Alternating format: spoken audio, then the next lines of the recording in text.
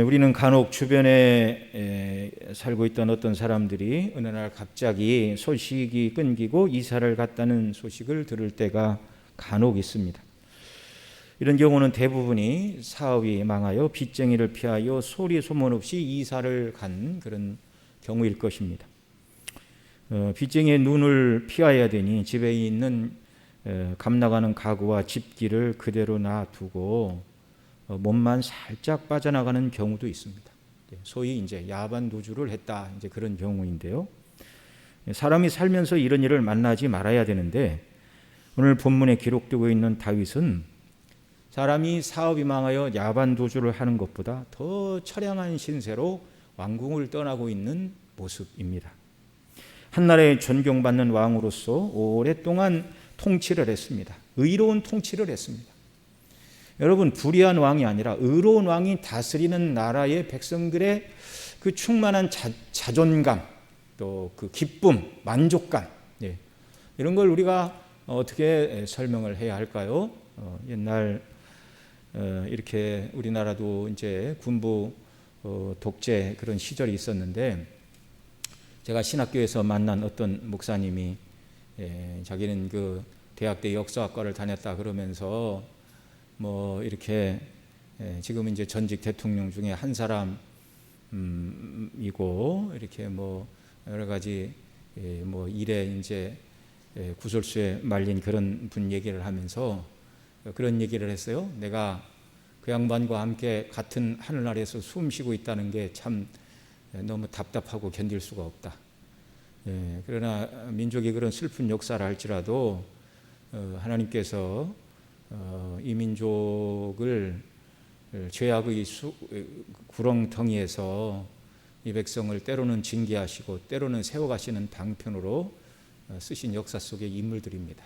이제 그런 것을 다 논할 수 있는 입장은 아니고요. 어쨌든 예를 들어서 쿠데타로 지금 미얀마처럼 정권을 탈취하여 폭압으로 백성을 다스리고 있는 그런 나라 백성들, 이제 그런 나라 백성들은 그 나라 안에서는 안전이 위협받고 있고요. 그런 나라 국민들이 다른 나라 가에 있을 때 어느 나라 출신입니까? 이렇게 얘기할 때 나 미얀마 사람입니다, 이렇게 대답을 하려고 그러면 자기 조국을 생각하면 상당히 그렇게 부끄러운 생각이 들 수밖에 없죠. 그러나 예를 들어서 또 다른 나라, 뭐 어느 왕이 통치하는 나라의 백성인데 그 왕이 국민들을 사랑하고 백성들을 사랑하고 정말 뭐 과거 옛날 우리 세종대왕이 잠도 자지 않고 백성들을 위하여 한글을 만들고 또 농사를 위한 여러 기구들을 만들고 자기 몸을 돌보지 않고 왕이 백성을 사랑하고 바르게 통치하기 위하여 병들고 고난을 당하고 있다. 이 백성들이 다 그것을 알면 왕을 존중히 여기고 내가 그런 왕의 통치를 받는 백성이라는 것이 무한한 긍지와 자존감을 그렇게 가지고 살아가게 되는 것이죠. 나라를 사랑하고 왕을 사랑하고. 다윗이 그런 인물이었습니다. 몇 가지 약점과 허물과 죄가 있기는 했지만 전심을 다해 하나님을 섬기는 그런 왕이었습니다. 그리고 그의 하나님을 향한 온갖 충성과 그의 모든 마음은 어느 누구도 의심할 수가 없는 하나님을 뜨겁게 사랑한 그런 왕이었죠. 그래서 나라가 부강하고 하나님이 복을 주셨고, 뿐만 아니라 특별히 하나님을 잘 섬기고 믿음으로 섬기려고 하는 사람들에게 있어서 다윗은 모범이었습니다. 모범. 다윗의 왕권은 그리스도의 왕권을 상징하는 그런 예표가 되기도 하는 것이죠.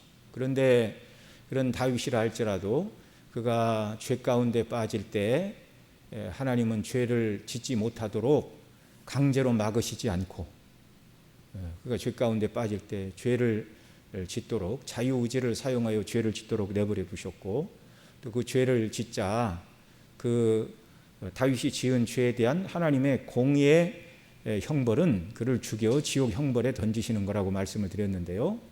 그런데 그렇게 하지 않으시고 그가 간음죄를 짓고 살인죄를 지은 그 죄에 대한 징계를 그대로 당하도록 그렇게 하시는 것입니다. 자, 이런 과정에서 정말 존경받던 왕이 또 한 번 실수로 인해서 아들이 반란을 일으키고 왕궁에서 쫓겨나 이렇게 가야 하는 이런 모습들, 참 다윗 자신도 견딜 수 없는 그런 고통이 밀려왔고, 또 이 오늘 우리가 읽은 말씀에 보면 다윗이 피난길에 두 사람을 만나게 되죠.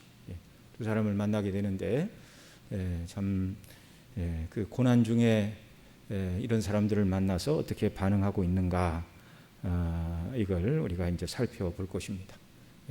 일부는 다윗의 그 아픔에 동참하여 하나님께서 믿음의 왕을 회복시켜 주시기를 원하는 사람들도 있었고, 또 그 피난길에 있는 다윗을 이용하여 자기 욕망을 채우려는 사람들도 있었고, 또 사실이 아닌 문제로 다윗을 공격하고 더 아픔을 가하는 그런 사람들도 있었습니다. 이런 일들을 통하여 정말 죄에 대해서 얼마나 하나님이 무섭게 징계하시는가라는 것을 다시 한번 마음에 새겨야 됩니다. 하나님께서 사랑하시는 다윗이라 할지라도 그의 죄를 없는 것으로 하시지 않습니다. 공의의 하나님이십니다. 자, 이렇게 다윗은 지금 의롭게 통치하던 그 왕이 자기의 죄와 허물을 인하여 아들이 반역을 일으키고 야반 도주하듯 왕궁을 떠나고 있습니다. 누가 다윗을 만나서 지금 당신이 어디로 왜 떠납니까? 이렇게 물어도 뭐 대답하기가 부끄러워요. 아들이 반란을 일으켜 내가 죽을 위기에 처하여 지금 도망가고 있습니다. 어떻게 이런 말을 할 수가 있겠습니까? 이렇게 상황이 복잡하고 감정적으로 아들과 친구 아히도벨의 배신으로 인한 분노가 그의 마음에 지금 있죠. 또 자식을 잘못 키웠다는 서글픔, 또 왕궁을 떠나야 한다는 이런 부끄러움과 수치스러움, 이 모든 것들이 교차하는 그런 피난길이었습니다.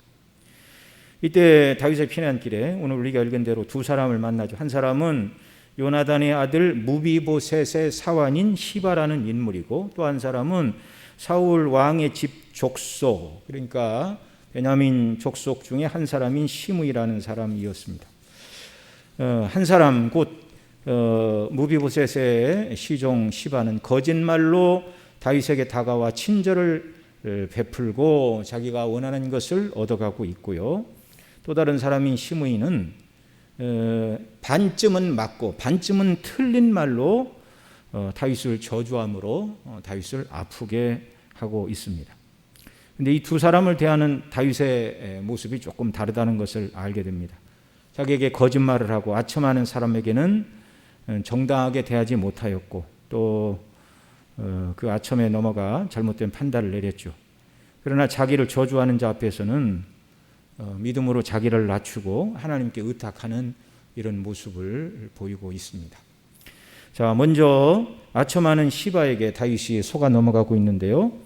예수님은 안식일에 병자를 고쳐주셨고, 제자들은 밀리삭을 잘라 먹을 때 유대인들이 예수님이 장로의 유전을 어기고 안식일을 범한 자라고 고소를 하였습니다. 이때 예수님은 그들이 외식하는 자들이라고 말씀하시고, 너희가 아기가 태어난 지 8일째 되는 날에는 안식일이라도 할례를 베풀지 않느냐, 이렇게 되물으셨어요. 그래서 행동의 가치를 결정하는 것은 동기라는 것을 주지시켜 주십니다. 그러면서 외모로 판단하지 말고 공의로 판단하라, 그렇게 말씀하셨습니다. 겉만 보면 실수하기 마련이죠. 그런데 지금 다윗이 무비보셋의 사환 시바가 하는 행동과 말의 겉모습만 바라보고 지금 실수를 하는 그런 내용입니다. 1절로 4절 말씀 같이 한번 더 읽겠습니다. 다윗이 마르톡을 조금 지나니 무비보셋의 사환 시바가 안장 지은 두 나귀에 떡 200과 건포도 100송이와 여름실과 100과 포도주 한 가죽 부대를 싣고 다윗을 맞는지라. 그러니까 노새 두 마리에 먹을 것을 잔뜩 실었어. 포도주와 떡과 여름 실과들을 잔뜩 실고 다윗을 이래 맞고 있는 모습입니다. 자, 이 모습을 보고 이제 2절에 보면 다윗이 묻습니다. 2절 같이 읽습니다. 시작. 왕이 시바에게 이르되 내가 무슨 뜻으로 이것을 가져왔느뇨?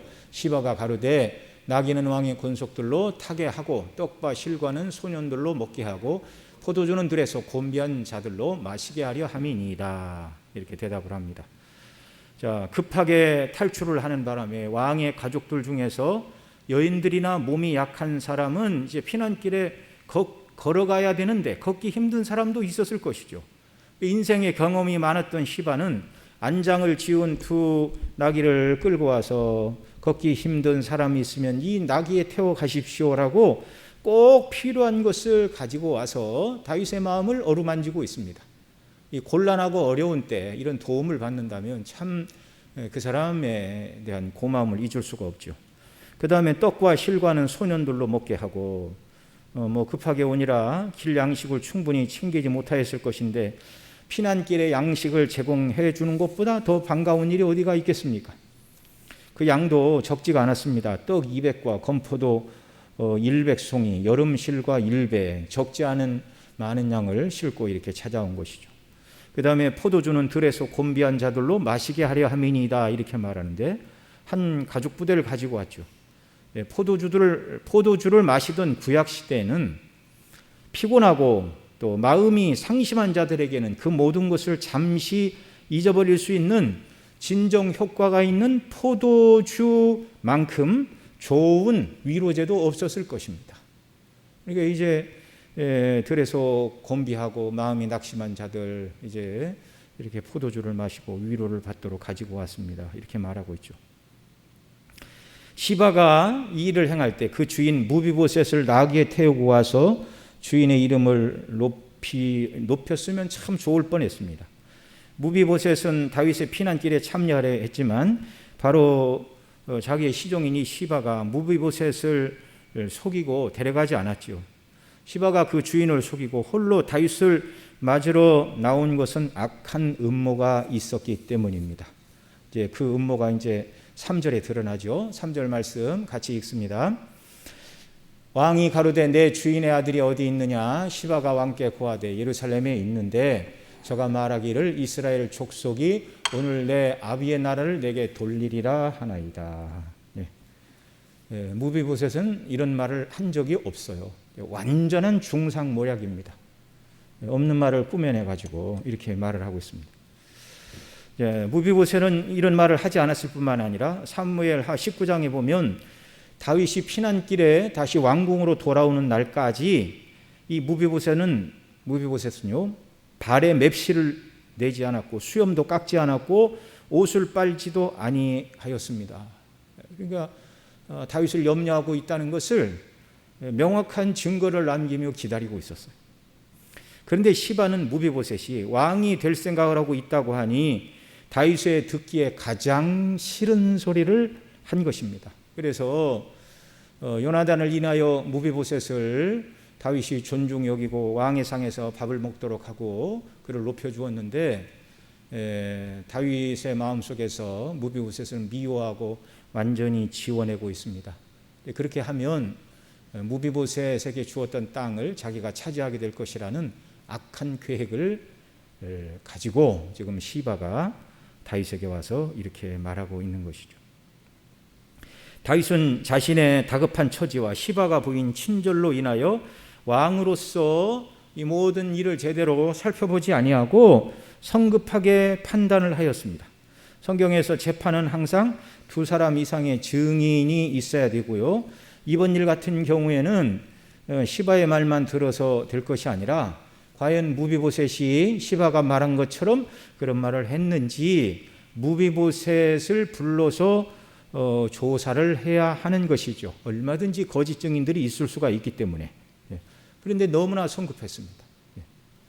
다윗이 가장 싫어하는 말을 하고 있고 또 여러 가지 좋은 것으로 다윗을 맞이하니까 그냥 판단이 흐려져 버렸다 그 말이죠. 피난길에서 돌아온 다음에 무비보셋을 불러서 사실을 확인하도 될 일이었는데 아첨하는 시바에게 속고 말았습니다. 그리고 아주 가볍게 잘못된 판단을 내렸는데 그것이 4절입니다. 4절 같이 읽습니다. 왕이 시바더러 이르되 무비보셋에게 있는 것이 다 내 것이라. 시바가 가로되 내가 절하나이다. 내 주 왕이여 나로 왕이 앞에서 은혜를 입게 하옵소서 하니라. 나귀 2마리, 그 다음에 떡과 과일과 포도주를 가지고 나와 거짓말로 자기 주인을 모함하여 그 많은 땅을 다 차지하는 이런 악한 사람이죠. 그런데 여러분이 악인의 형통은요 오래가지 않습니다. 결국 다윗이 돌아온 다음에 이 사람의 거짓말이 다 탄로가 나게 되는 것이죠. 여러분, 저와 여러분은 이 땅을 살아가면서 거짓말을 해서 무엇을 얻을 수 있다 할지라도 그것은 그리스도인들이 가야 될 길이 아니라는 것을 알아야 됩니다. 이 땅은 영구하지 않아요. 영구하다 할지라도 거짓말로 불의한 것을 소유하는 것은 옳은 일이 아니고 하나님 기뻐하시는 일이 아닙니다. 거짓말로 불의하게 무엇을 얻을 때 하나님은 다 보고 계세요. 그리고 그 악한 계획과 모의들이 다 무로 돌아가도록 하나님은 반드시 섭리하신다는 사실을 우리가 알아야 되고요. 저와 여러분의 소망은 하늘에 두고 살아가야 할 줄로 믿습니다. 자, 어떤 사건의 전모를 밝히려면 원고와 피고 다 이야기를 들어봐야 됩니다. 그런데 다윗은 시바의 모함하는 말을 듣고 무비보셋에게 기회도 주지 않고 무비보셋에게 있는 것이 다 내 것이라고 성급하게 말하였습니다. 사람들은 귀가 얇아서 자기에게 아첨하는 자의 소리에 쉽게 넘어가죠. 자, 훗날 다윗은 자신이 시바에게 속은 것을 알고 자신의 과격한 판단을 수정해야만 했습니다. 사도 바울은 고린도전서 2장에서 신령한 자는 모든 것을 판단하나 이렇게 말하였는데요. 모든 경우에 그리스도인이 옳게 판단하는 것은 아니라는 것을 우리가 알아야 됩니다. 노란색 안경을 쓰고 사물을 보면 본래 색깔 위에 노란색이 겹쳐서 보이는 것이죠. 거듭난 그리스도인들도 육체의 원리를 따라 살게 되면 얼마든지 속아 넘어갈 수 있다는 것을 우리는 알아야 됩니다. 그래서 항상 우리는 바르게 판단하기 위해서는 늘 욕심을 버리고 편견을 버리는 그런 일들이 우리에게 있어야 하는 것입니다. 저는 이 성경 이 부분을 이렇게 읽을 때마다 그런 생각이 듭니다. 이제 뒤에 19장, 사무엘하 19장 하면 다윗이 이제 진실을 알게 되는 날이 오지요. 그래서 무비보셋이 다윗이 떠나는 날부터 돌아오는 날 때까지 발에 맵시를 내지 아니하고 수염도 깎지 아니하고 뭐 그렇게 옷도 갈아입지 않고 그런 모습으로 기도하며 기다리고 있는 모습을 보았습니다. 자, 진실을 알게 되었을 때 다윗이 무비보셋에게 그렇게 말하죠. 내 밭을 시바와 나누라. 저는 참 이 부분이 정말 잘 이해가 안 됐어요. 지금도 뭐 완전히 이해를 하기가 어렵습니다. 시바가 거짓말장이요 불의한 자인데 다윗은 왜 그 시바를 불러서 벌을 주지 않고 무비보셋에게 밭을 시바와 나누라 이렇게 말하고 있는가? 뭐 나름대로 뭐 얼마든지 이유를 찾으려면 찾지요. 왜냐하면 거짓말을 하고 시바가 오기는 왔지만 다윗의 고난할 때에 그가 가지고 왔던 것이 다윗에게 큰 위로와 힘이 되었던 것은 사실입니다. 그러니까 거짓말이었지만 아무것도 안 한 것보다는 뭔가를 한 것에 대해서 다윗이 그것을 잊지 않고 어려운 판결을 내렸다. 이렇게 해도 이해가 됩니다. 그런데 무비보셋은 말하죠. 왕이 건강하게 돌아오셨으니 밭은 시바가 다 차지하게 하라 이렇게 말하고 있습니다. 참 어떻게 보면 이 무비보셋은 대책이 없는 사람처럼 보입니다. 다리가 불편한 무비보셋이 땅이 많으면 무엇하고 재산이 많으면 그것으로 무엇을 하겠습니까? 그는 자기를 찾아주고 사랑해준 다윗에게 충성하고 다윗만 바라보는 사람이었는데요. 오늘 우리의 신앙이 정말 무비보셋같이 자기의 주인, 곧 우리는 저와 여러분의 주인이신 그리스도에게만 시선을 고정해야 하고 또 뭐 밭은 시바에게 다 차지하게 하소서 그렇게 말하고 있는데 세상에 속한 것보다 저와 여러분이 주님의 이름과 영광을 높이는 일을 위해서만 관심을 가든다면 이보다 더 복된 일은 없는 줄로 믿습니다. 다윗은 무비보셋의 충성심을 의심하였고 자기를 배신했다고 생각하는 때도 있었으나 그러나 우리의 왕, 우리의 참 주가 되시는 예수 그리스도는 누구에게 속으셔서 우리를 오해하실 일도 없고 잘못된 판단을 내리실 일도 없는 완전한 우리의 구주가 우리에게 계시다는 사실입니다. 여러분, 이게 우리에게는 위로입니다. 여러분, 누가 우리 주님 앞에 우리를 모함하여 주님 잘 보세요. 저 사람이 참 주님 앞에 충성을 다하는 것 같지만 그게 다 겉모습만 그렇고 그게 주님 앞에 자기 아부하는 거지 저게 진실한 믿음이 아닙니다. 누가 별소리를 다해서 우리를 주님 앞에 그런 잘못된 정보를 주님 앞에 드린다 할지라도 우리 주님은 그런 말에 속으시는 분이 아니에요. 불꽃 같은 눈으로 우리의 모든 생각과 마음의 뜻을 다 감찰하시고 어떤 동기로 저희를 왜 하고 있는가를 우리 주님은 너무너무 잘 알고 계시다는 사실입니다. 무비보셋이 마음을 다해 다윗을 사랑하고 염려하고 근심했지만 다윗은 알아주지 못했어요. 그러나 우리가 주님을 염려하고 사모하고 사랑하고 주님의 이름이 높아지고 주의 뜻이 이루어지는 일들을 위하여 마음을 쓰고 기도하고 헌신한 모든 일들을 우리 주님은 완전히 다 보고 계시다는 사실입니다.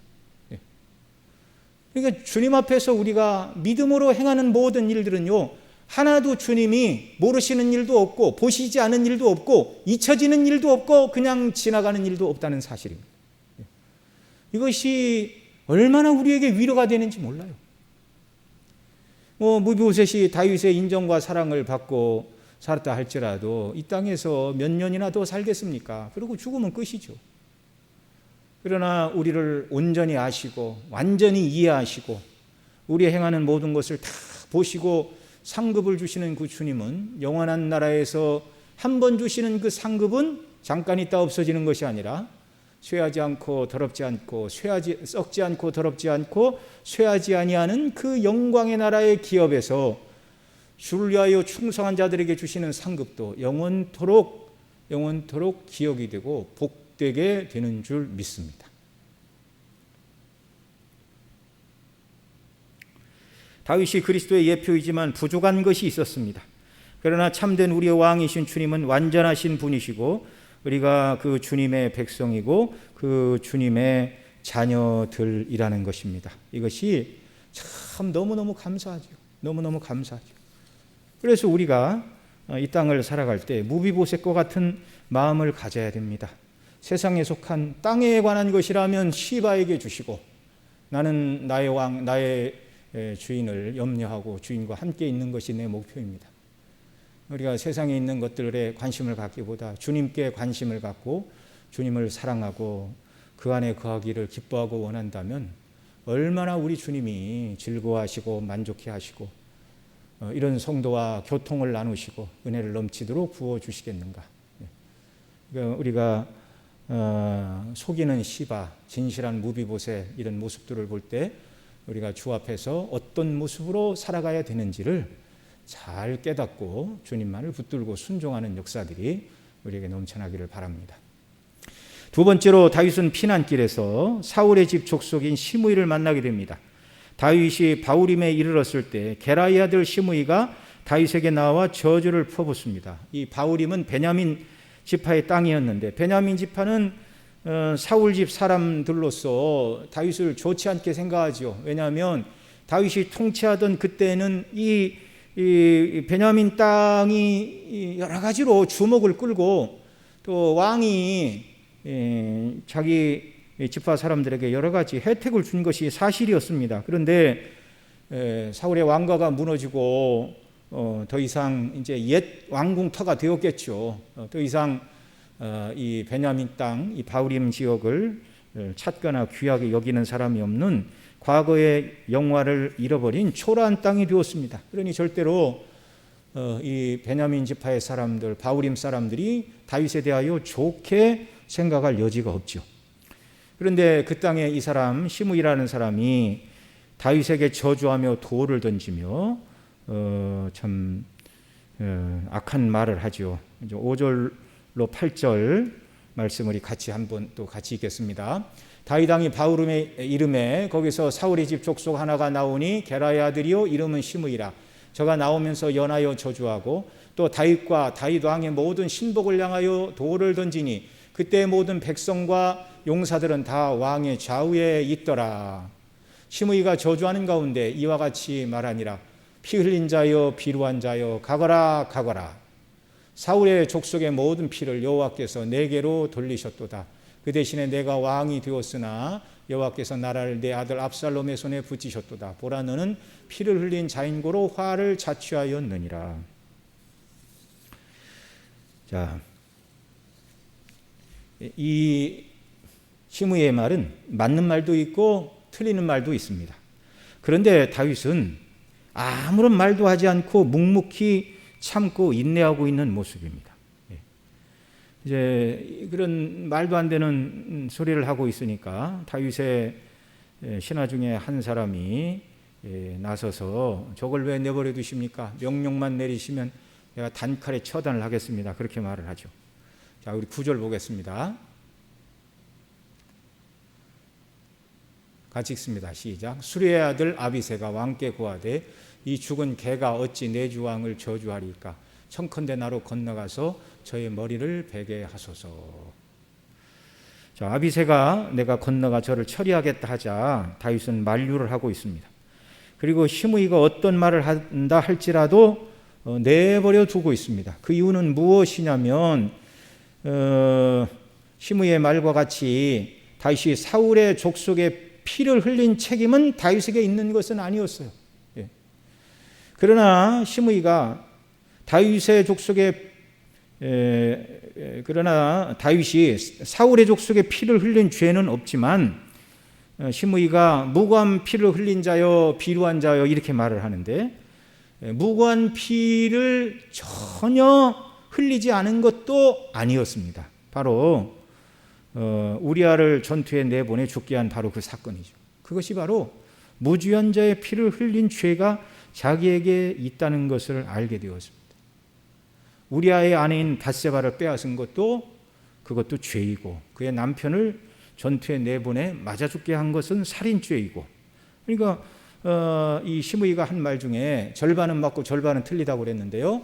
비루한 자여 무고한 자의 피를 흘린 자여라는 것은 맞는 말이에요. 그러나 이제 그것을 가지고 사울의 집에 피를 흘렸다 이 말은 틀린 말이고, 이 말은 틀린 말이고, 그러나 무고한 피를 흘린 것만큼은 사실입니다. 그래 다윗은 자기가 지금 압살롬의 반역이 일어나고 왕궁을 떠나고 또 칼로 고난을 당하는 이 모든 일들이 이미 자기가 간음죄와 살인죄를 지었을 때 선지자 나단을 통하여 재화를 일으키고 고난이 있고 징계가 있을 것이라는 그 말씀이 지금 이루어지는 과정이라는 것을 알고 있기 때문에, 이 징계가 하나님께로부터 시작되었다는 것을 알고 있기 때문에 묵묵히 참고 모든 것을 하나님의 손에 맡기고 있는 모습입니다. 다윗은 그 모든 상황이 자신의 죄와 악에 대한 하나님의 징계로 알고 달게 받으며 겸손하게 자기를 낮추고 있다는 사실입니다. 여러분, 고난과 어려움의 때 성도의 자세가 이래야 됩니다. 내가 잘못해서 고난을 받는데 누가 하는 말이 반쯤은 옳고 반쯤은 틀리다는 것 때문에 그래 내가 잘못해서 고난을 받지만 네가 말한 게 다 맞는 것은 아니야 라고 가서 이제 싸움을 하게 되면 이제 또 다른 죄에 빠지게 되는 것이죠. 시므이의 악한 저주의 말을 들을 때 다윗은 10절에서 이렇게 말합니다. 오늘 본문 10절 또 같이 읽습니다. 왕이 가로되 수르의 아들들아 내가 너희와 무슨 상관이 있느냐? 저가 저주하는 것은 여호와께서 저에게 다윗을 저주하라 하심이니 내가 어찌 그리하였느냐 할 자가 누구겠느냐 이렇게 말하고 있습니다. 다윗은 하나님께서 지금 다윗을 수치스럽게 하시려고 시므이를 사용하고 계신다 이렇게 말하고 있습니다. 시므이에게 하는 말 중에 옳은 것도 있고 틀린 것도 있다고 말씀을 드렸는데요. 그 틀리고 잘못된 그런 주장을 하는 시므이는 자기가 한 말에 대한 책임을 자기가 져야 됩니다. 그래서 훗날 자기가 한 잘못된 말에 대해서 스스로 책임을 져야 하는 입장이라 솔로몬에 의하여 이제 죽임을 당하게 되죠. 이제 왕이 돌아오자 시므이가 잘못됐다 그러니까 죽이지는 않고 내 집을 떠나지 말라 그렇게 얘기를 했습니다. 떠나면 죽을 것이다.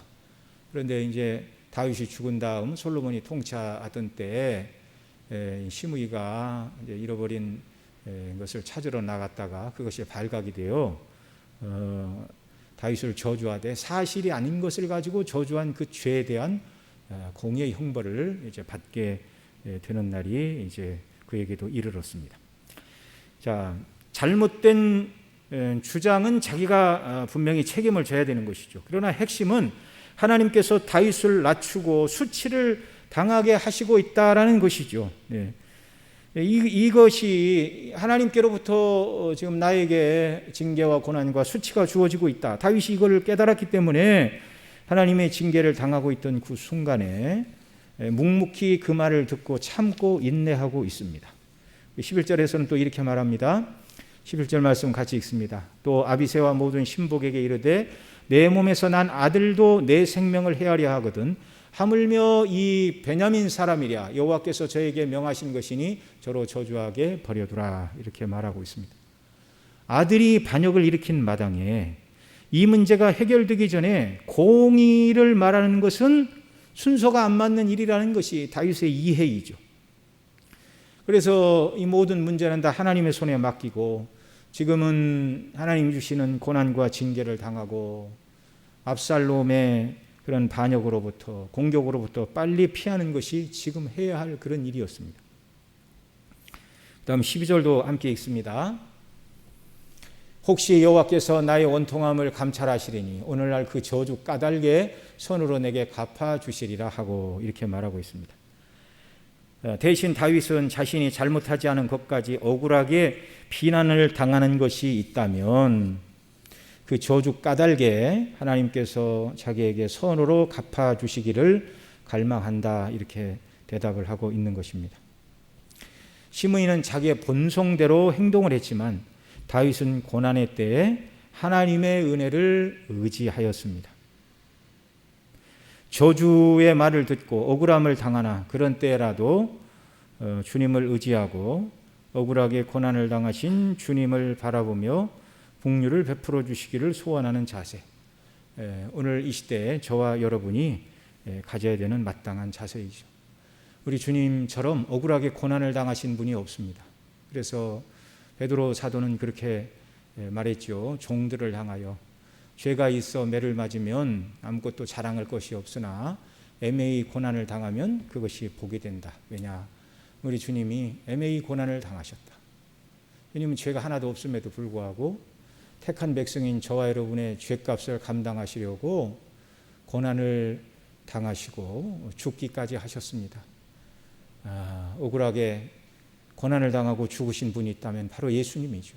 그러니까 때로 우리가 이런 억울하게 고난을 당하고 이런 일을 당할 때 우리 주님은 의로우시고 죄가 없으신 분인데 나 같은 죄인을 구원하시기 위하여 그분이 당하신 억울한 고난, 억울한 죽음, 억울한 누명, 그것이 우리 죄를 해결하시기 위하여 주님이 묵묵히 감당하신 값이다. 이걸 생각하게 되면 우리가 억울하고 또 부당한 일을 당했다고 그리스도인들이 뭐 펄펄 뛰고 이렇게 해서 공의가 꼭 이루어지는 것만은 아니라는 것을 알아야 되고요.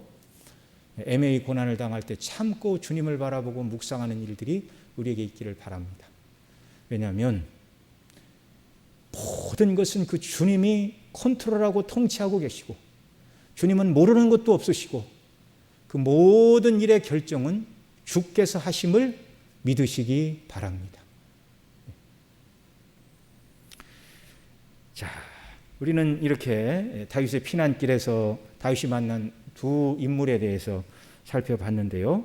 이 고난의 때에 참 이렇게 시바가 무비보셋의 시종 시바가 나귀 두 마리의 안장을 얹히고 먹을 양식과 또 포도주를 가지고 와서 자기에게 이렇게 아첨의 말을 할 때 참 다윗은 기분이 좋았습니다. 경계를 풀고 잘못된 그런 판단을 내렸죠. 그래서 여러분 우리가 누가 우리에게 좋은 말을 이렇게 하고 또 우리에게 정말 선을 베푸는 그런 때라도 그리스도인들이 항상 이것이 하나님 뜻에 합당한 것인가를 잘 생각을 하고 바르게 판단하는 그런 일들, 본성의 원리에서 판단을 하는지 믿음의 원리를 따라 판단을 하는 것인지 우리가 잘 이렇게 조심을 해야 된다는 것을 우리가 알게 되고요. 또 하나는 심의의 이런 잘못된 반은 맞고 반쯤 틀린 이런 공격의 말을 들을 때에도 모든 것을 다 하나님의 손에 맡기고 있는 이런 다윗의 모습을 보게 됩니다. 이 다윗보다 더 애매히 무고히 죄가 없음에도 고난을 당하신 분은 바로 주님이라고 말씀을 드렸는데요. 그 주님 때문에 내가 죄사함 받고 하나님의 자녀가 되었다. 우리가 이것을 생각할 때 정말 애매히 고난을 받고 무고히 고난을 받을 때 그리스도인이 내 권리만 주장하는 것이 잘하는 일이 아니라 주님처럼 묵묵히 고난을 감수하고 이 모든 일에 주께서 돌아보시고 긍휼을 베풀어 주시고, 그러니까 요점은 그거죠. 주님이 이 모든 상황을 보고 계시는가? 주님이 컨트롤하고 계시는가? 주님이 억울한 일을 신원하시고 때가 되면 복되게 하실 것이라는 확실한 믿음이 있느냐 없느냐, 그 차이에 따라서 억울한 일을 당할 때 성도가 어떻게 반응하는가가 결정이 되겠죠. 참된 믿음을 가지고 온전히 주님을 섬기고, 그래서 고난의 때나 즐거움의 때나 우리의 관심은 우리 주 예수 그리스도, 그분의 이름이 높아지고 그분의 뜻대로 순종하며 살아가는 것, 이것이 저와 여러분의 삶의 목표가 되기를 바랍니다. 기도하시겠습니다. 사랑하시는 아버지 하나님, 오늘 귀한 주님의 날 허락하시고 또 이렇게 찬양 예배 가운데 주님을 찬미하게 하시고 또 주의 말씀을 상고하도록 은혜를 베풀어 주시니 감사합니다. 이런 다윗의 삶을 우리가 돌이켜 볼 때 그토록 하나님을 뜨겁게 사랑하고 주의 영광을 위하여 모든 것을 다 바친 다윗이었지만 믿음의 원리가 아니라 육신의 원리를 따라 살아갈 때 그가 간음죄에 빠지고 더 나아가 살인죄에 빠져서 당하지 않아도 좋았을 그런 큰 고난과 징계를 당해야 된다는 것을 우리가 살펴보고 있습니다. 하나님께서는 다윗의 죄를 용서하시고 그를 지옥 형벌에 멸하시지는 않았지만 그의 죄에 대한 하나님의 공의로운 징계가 너무나 분명하고 너무나 뼈아프게 이루어졌다는 사실을 우리가 보게 하여 주시기를 원하옵고, 얼마나 하나님께서 죄를 미워하시는가를 저희들이 더 깨달아 알게 하여 주시기를 원하오며, 정말 우리의 눈을 주님을 향하여 늘 고정시키고 하나님이 기뻐하시고 원하시는 일들을 위해 우리 자신을 드리는 귀한 역사가 있도록 은혜를 베풀어 주옵소서. 하나님이 기뻐하시는 것은 계명에 순종하는 삶이라고 우리가 계속 배우고 있는데, 마음과 뜻과 정성과 힘을 다해 하나님을 사랑하고 우리 마음속에 하나님보다 더 사랑하려는 그런 모든 우상을 다 제하고 오직 하나님 한 분만으로 만족하며 순종하는 그런 순례길을 살아가는 저희들이 되도록 은혜를 더하여 주시옵소서. 이 모든 말씀 우리 구주 예수님의 이름으로 기도드리옵나이다. 아멘.